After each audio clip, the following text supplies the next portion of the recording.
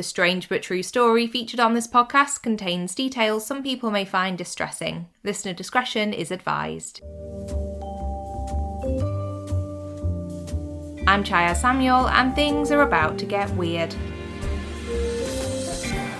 Hi there, thank you so much for joining me for another episode of Things Are About to Get Weird. If this happens to be your very first time listening, welcome. I am so glad you've stumbled across the podcast. My name's Chyaz, and I have a lifelong obsession with strange but true stories. I created this podcast in order to share some of these bizarre stories with you. I love to dive deep into any that I come across, and I'm very happy that so many of you are as fascinated as I am by all things weird. I do apologise today if my voice sounds a little odd. I'm currently trying to fend off some kind of cold or virus or something. So that's what's going on that front. Last week I was feeling a bit smug that I hadn't had a cold all winter because I was convinced that I'd finally nailed the combination of vitamins that I was taking, and I've been eating really healthily. But clearly the universe was waiting in the wings to call me out, so here we are. It serves me right.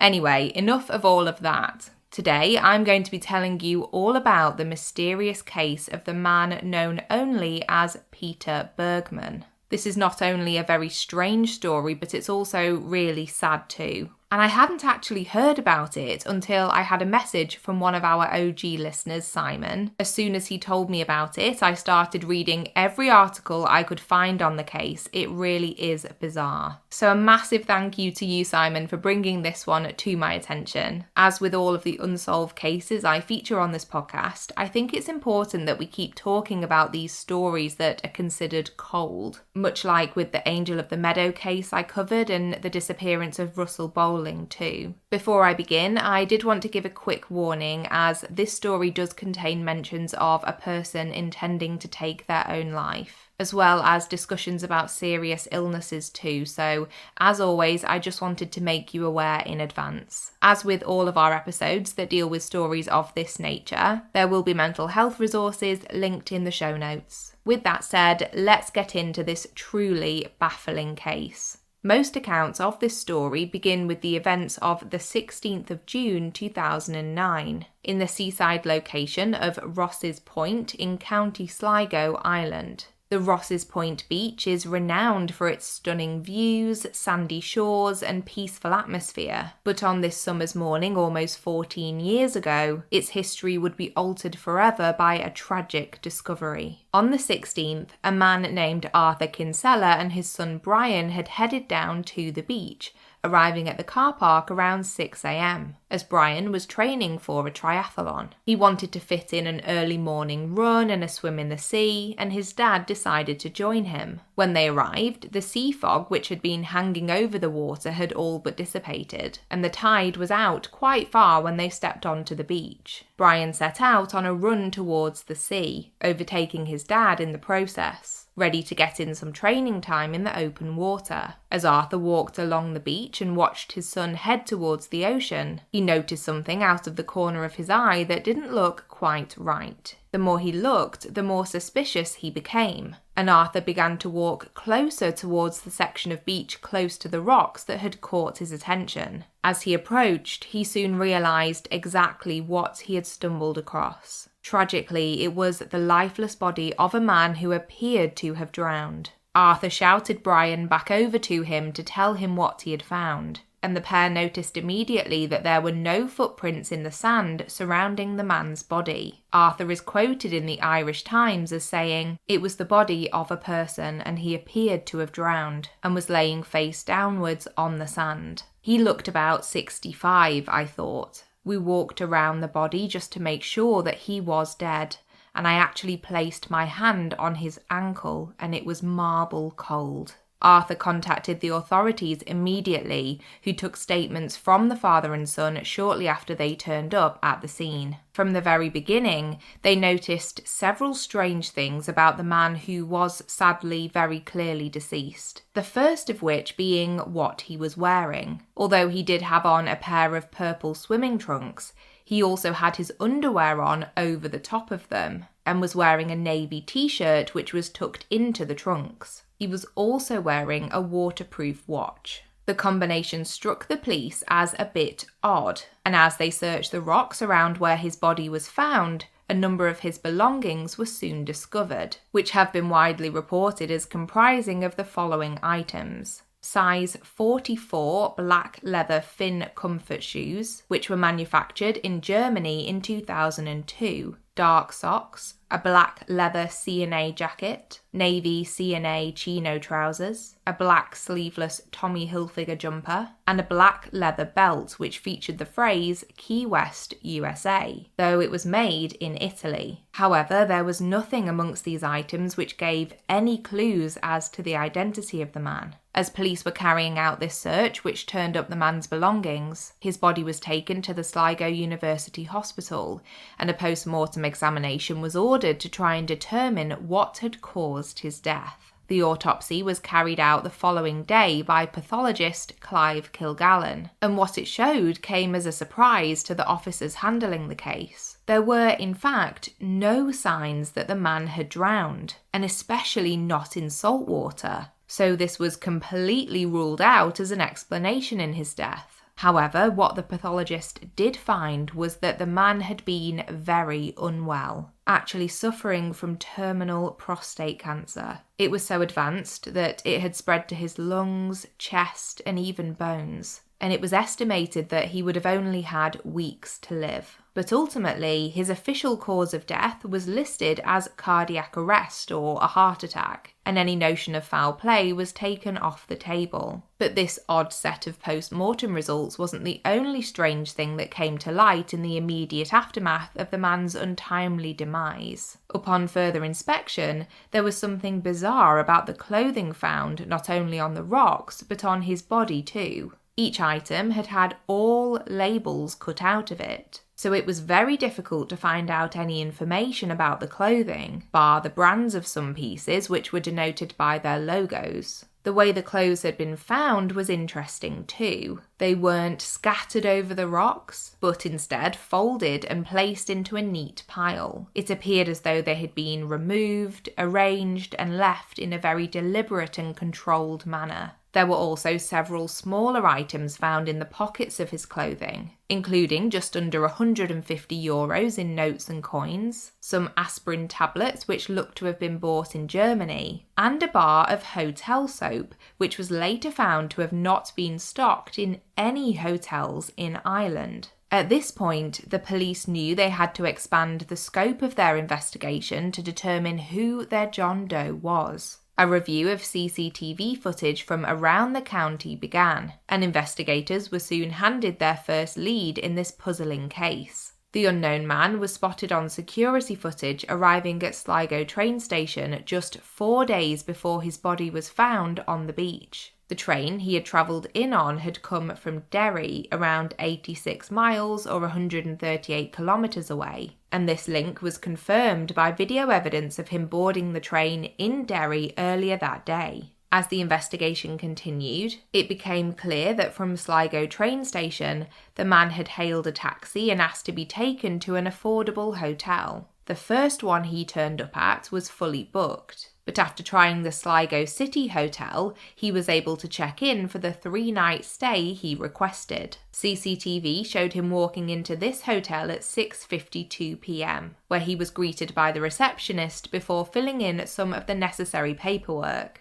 Now, although by law, all hotels and bed and breakfasts were required to ask their guests for a form of ID, it appears as though this rule was sometimes not abided by. In this case specifically, the man's ID was not requested, but he did write down a name and address in the hotel register. The name he gave was Peter Bergmann, a surname which is of German origin, and the address was for a house in Vienna. However, whilst he was reported to have spoken with either a German or Austrian accent, a couple of things didn't quite add up. Firstly, there was the fact that he spelt Bergmann with 2 N's at the end, which is far less typical as a surname in Germany. And secondly, and far more significantly, the address he provided was found to be fake. The street name and postal code he gave don't exist in Vienna. and it didn't take police long to realise that this information was not accurate. When it came to the matter of his name, though, it took the authorities a bit longer to conclude that this too was false. By the following month, police found it strange that no one had contacted them looking for a missing friend or relative by the name Peter Bergmann. And when they tried to find evidence that a Peter Bergmann had entered Ireland via plane or boat, there was nothing matching this name on any passenger records. And so the mystery deepened.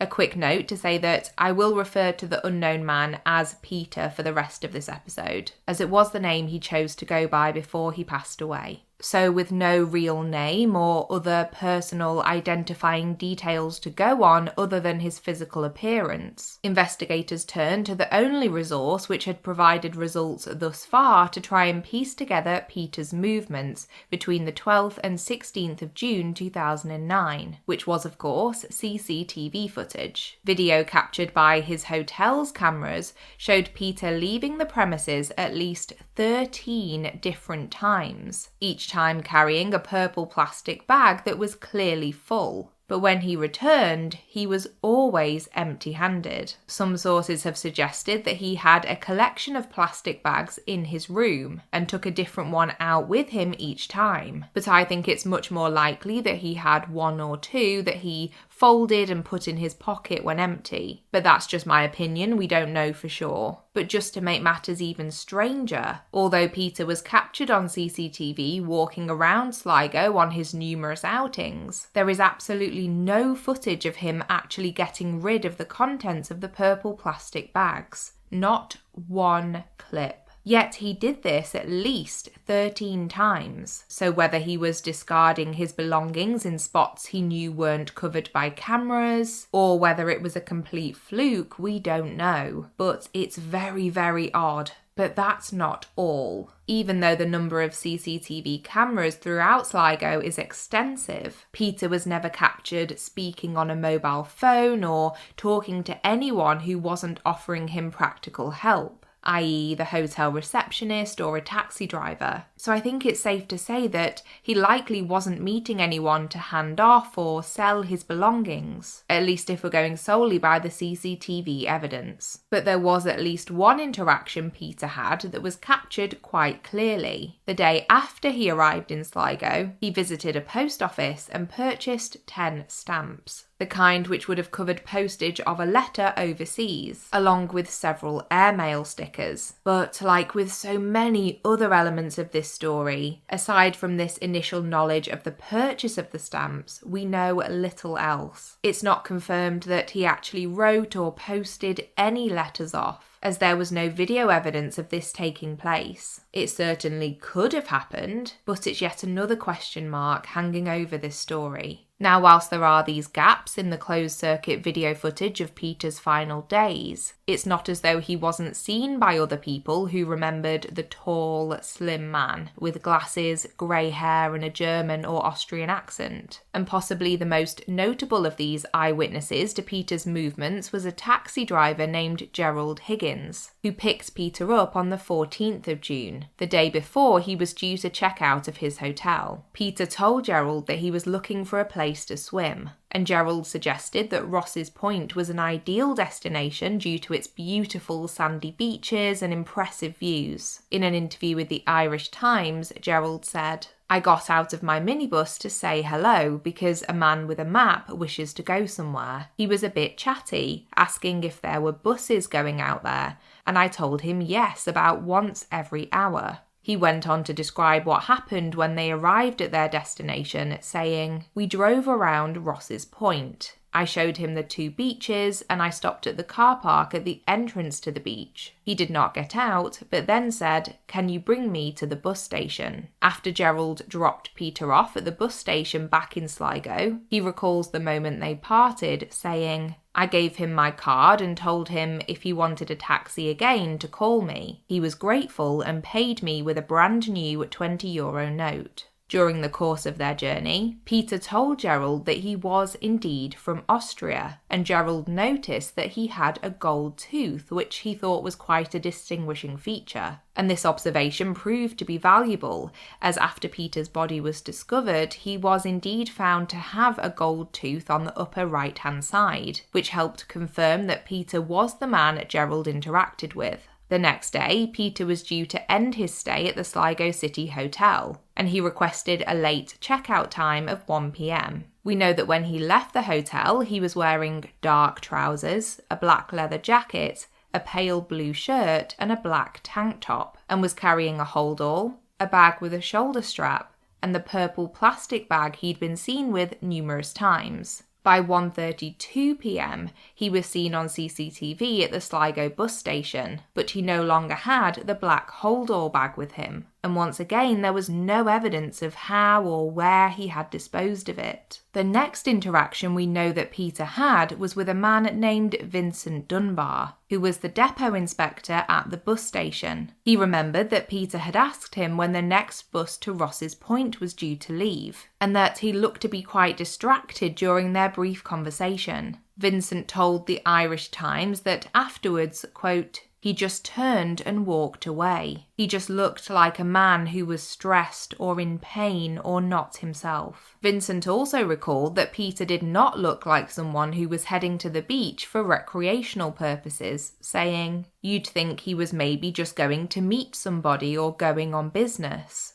I learned afterwards that he went for a swim, but he didn't strike me as a man that was going for a swim. The way he was dressed and what he was carrying with him. If anyone was going for a swim, you'd usually know. They'd have a towel rolled up and togs rolled up. He wasn't like that at all. He looked like a man that was on business." After arriving at Ross's Point, Peter was first spotted on the beach around 4 p.m, and then again at various points throughout the late afternoon and into the evening. Husband and wife, Dermot and Paula Leif, saw Peter walking along the sand and in the shallow parts of the water around 9:30 p.m, with his trousers rolled up to his knees. They described his movements as strange, and the way he stepped barefoot in and out of the water as somewhat ritualistic. He was seen several more times by members of the public carrying the purple plastic bag in the area by the beach, until the final sighting of him alive at around 11:50 p.m. The high tide was expected around half an hour after this point, and Peter was seen walking along the edge of the water once again with the plastic bag in hand.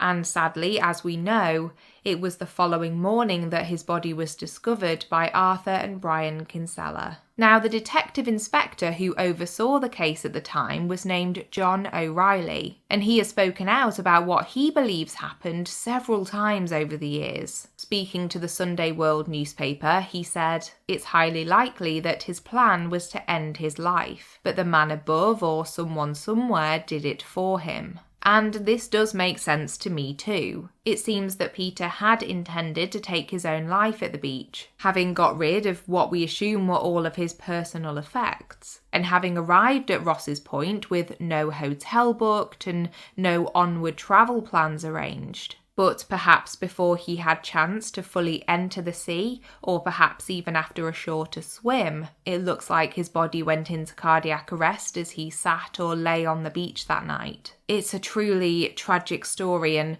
one that has left so many more questions behind than I think Peter ever intended to happen. Clearly, he had gone to great lengths to avoid being identified, down to removing any geographically identifying tags from his clothing. And in my opinion, I think he wanted to perish at sea to increase the chances that his body would never be found. Another police officer involved in the case, Sergeant Terry McMahon, spoke to the Irish Times about his theories on Peter's possible background, saying, "He had training of sort, I think, so it would be easy to see that he was ex-military or ex-police." Why I think that is because, in relation to the cameras, how he was able to go about his business without people learning anything more about him. And again, this would add up in my mind too. The more I think about it, the more that I don't believe it was a coincidence that Peter would not be captured on any kind of security footage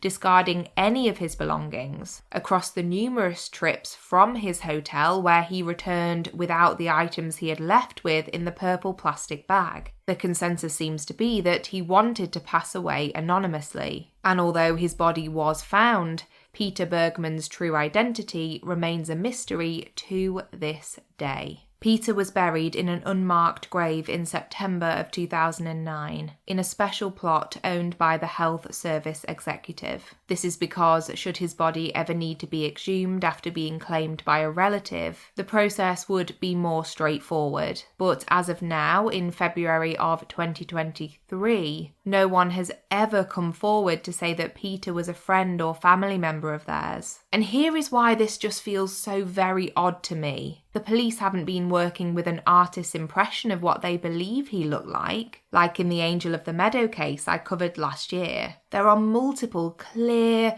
full-body images of Peter going about his business on his final days in Sligo. They have information about his distinguishing physical characteristics, like, for example, his gold tooth. And they also know that he was likely from Austria. And this isn't all. The authorities in Ireland actually took the step of sharing Peter's DNA profile with Interpol, which is the International Criminal Police Organisation. But strangely, not a single hit or match has ever come back on this. As it stands today, the police are still open to receiving any information which could lead to revealing Peter's real identity. And in the most recent news articles about the case, specific contact information is provided, which I will, of course, leave in the show notes. I'll also be posting several photos of Peter from the CCTV footage on our Instagram page. As I always say when I talk about cases like these, I know the chances of anyone listening knowing anything which could help are minuscule, but it only takes an article to be read or a podcast episode to be heard by the right person one time to help solve a case, and you never know when that could be.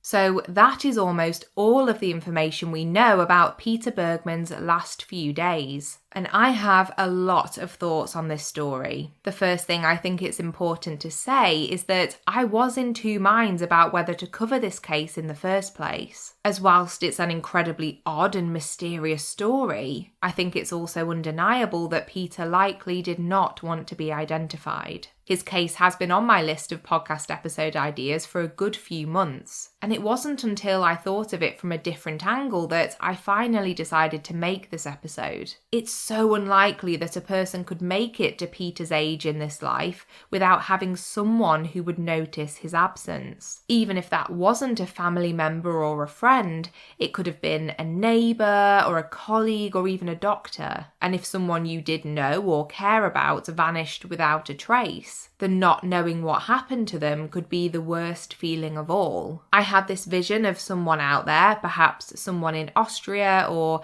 another country in continental Europe who maybe doesn't speak English and would not have naturally come across an article from the Irish press, missing this person who disappeared from their life. And that really got to me. Also, the fact that he is buried in a communal, unmarked grave is something I find haunting. I believe that, at the very least, everyone deserves to be remembered by their real name. The more I read and thought about this case, the more theories started to form in my mind, and I wanted to share a couple of them with you. Bear in mind that these are purely my own speculations. I'm not speaking in factual terms, they're just thoughts that have come to me during the course of putting this episode together. The first is to do with the way that Peter may have entered Ireland. We know that he arrived in Sligo from Derry, which is in Northern Ireland, and there's every chance that he could have broken his journey down into multiple stages along the way. For example, he could well have travelled to Northern Ireland by boat from England, perhaps via ferry, which would explain why no details about him were available on any Irish flight manifestos. I'm sure ferry passenger logs were also checked,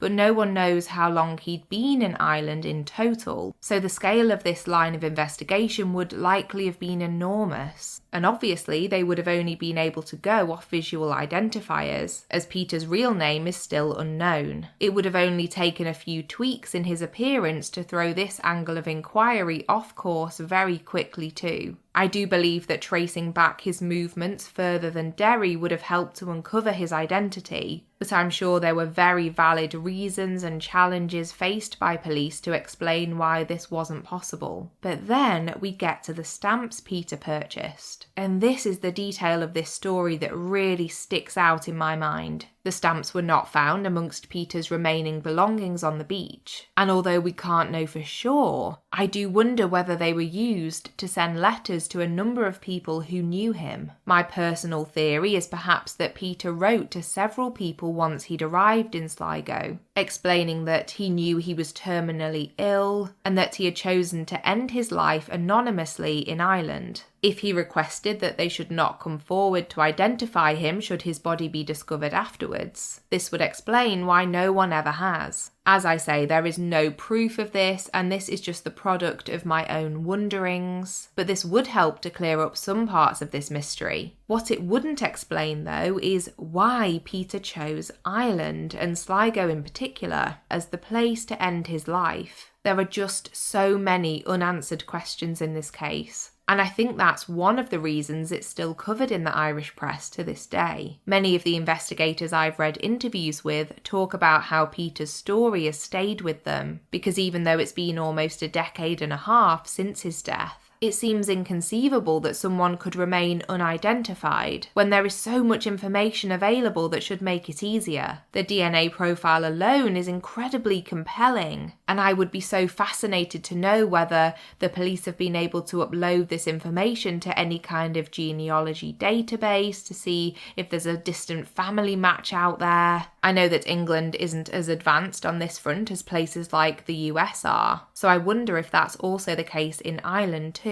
All I can hope is that if Peter did contact any loved ones to tell them of his plan beforehand, that they at least had some closure in knowing what happened. And if not, I hope that one day word of this case can spread far enough so that they can get some answers. As with much of the rest of this story, this conclusion feels somewhat vague and full of what-ifs, but perhaps ultimately that was Peter's intention all along.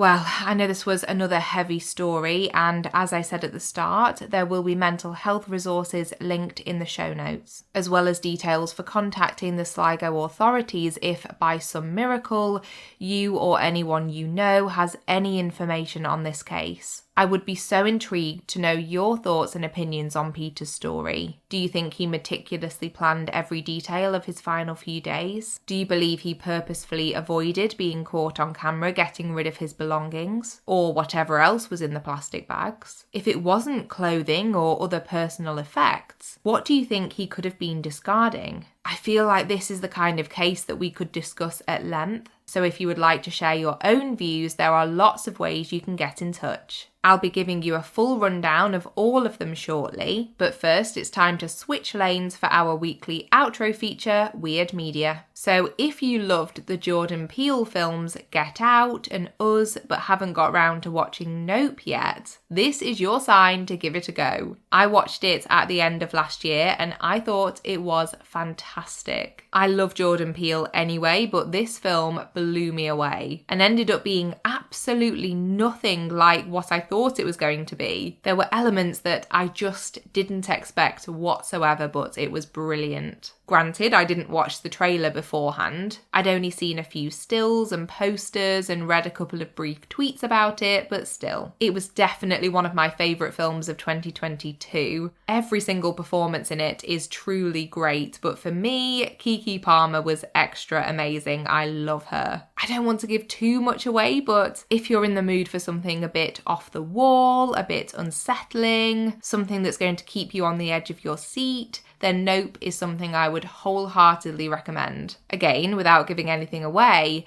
I recently read that there's been talk of the possibility of a sequel, which I think could be phenomenal. There is so much scope for more in the world that Jordan Peele created with Nope. and I definitely hope that this could be given the green light in the future. What I would say is it's the kind of film where you have to properly dedicate your attention to it. It's not a scroll on your phone at the same time situation. Personally, I try to keep my phone out of reach somewhere when I'm watching a film because I hate getting distracted by notifications and being pulled out of the moment. But with this one in particular, definitely get comfy and absorb it all because I think it's a real treat. Do let me know your thoughts if you check it out. And if you've already seen it, I would love to know what you made of it too. Okay, before I get to all of the ways that you can get in touch, I wanted to shout out the articles and sources which helped me in my research for today's story. I mentioned it a few times as we went along, but there was that truly fantastic article from the Irish Times by Rosita Boland, published in June 2019.